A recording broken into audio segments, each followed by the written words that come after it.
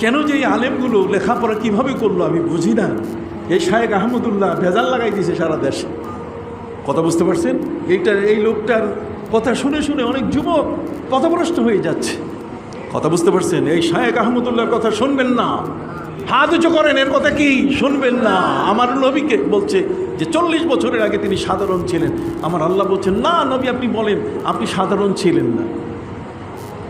কুল ইন্নী নুহিতু আন আ'বুদাল্লাযীনা তাদউনা মিন দুনিল্লাহ। হে নবী আপনি বলে দেন আমাকে আল্লাহ আমার উপরে আল্লাহ নিষেধাজ্ঞা জারি করেছেন, তোমরা যার পূজা করো আমি কোনোদিন তাদের পূজা করতে পারি না। সুবহানাল্লাহ বলেন।